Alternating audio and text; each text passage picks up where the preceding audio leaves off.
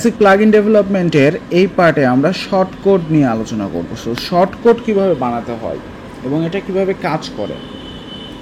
So আমরা যদি ডকুমেন্টেশনে যাই, তো এখানে দেখেন আমাদের লিখতে হবে অ্যাড শর্টকট। সো এর আগে আমরা ইউজ করছি অ্যাড অ্যাকশন, অ্যাড ফিল্টার, তাই না? এভাবে অনেকগুলো অ্যাকশন ফিল্টার আমরা দেখেছি, যেটা অনেক ইম্পর্ট্যান্ট বিষয় ছিল।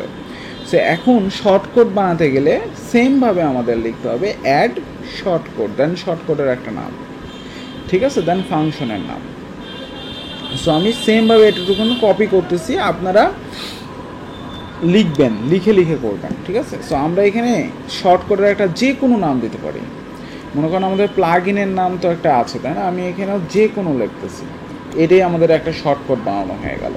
আর এখানে কি ওই ফাংশনের নামটা, যে এর আগেও আমি দেখাইছি যেভাবে ফাংশন বানাতে হয় ওইভাবেই। এখন এখানে একটা অ্যাট্রিবিউট রিসিভ করে, ঠিক আছে, অ্যাট্রিবিউট রিসিভ করে। তো মনে করেন আমি এখানে একটা আউটপুট এখন লিখতে চাচ্ছি, আউটপুট দিতে চাচ্ছি, যে এখানে যে কোনো মানে রিটার্ন করতে হবে, এটার মধ্যে অবশ্যই রিটার্ন করতে হবে যে কোনো। সাপোজ আমি এখানে আউটপুটটা শো করবে, আর সাপোজ আমি আপাতত এইটা অফ রাখতেছি, ঠিক আছে, এই ফুটা অফ রাখতেছি, এটা পরে বোঝাই। আপাতত যে কোনো লিখতেছি, যে কোনো কন্টেন্ট, মনে করেন যে কোনো কন্টেন্ট। এখন এই যে শর্টকটটা যেখানে ইউজ করব, এর আউটপুটটা সেখানে বসে যাবে। সো আমি যদি এখন একটা পেজের মধ্যে যাই, মনে করেন একটা পেজের মধ্যে যে কোনো একটা পেজের মধ্যে যাই সাপোজ। সো এই জায়গাটাতে, আচ্ছা এখানে এটাকে বাদ দিই, এটা ডিলিট হচ্ছে না নাকি? ও আচ্ছা, এগুলা তো ডিলিটের অপশন রাখছিলাম না। আচ্ছা, সো এই জায়গাতে জাস্ট আমরা এভাবে শর্টকটের নামটা ইউজ করব, এইভাবে, এইটুকুন, জাস্ট এইটুকুন বসালেই এটার আউটপুটটা শো করবে।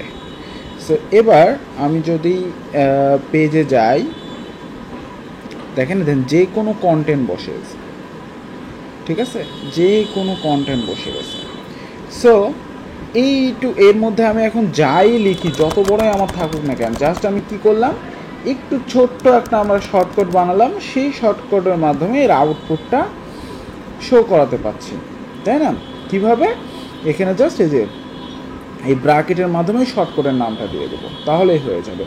এখন এই জায়গাটায় মনে করেন আমি দিতে চাচ্ছি যে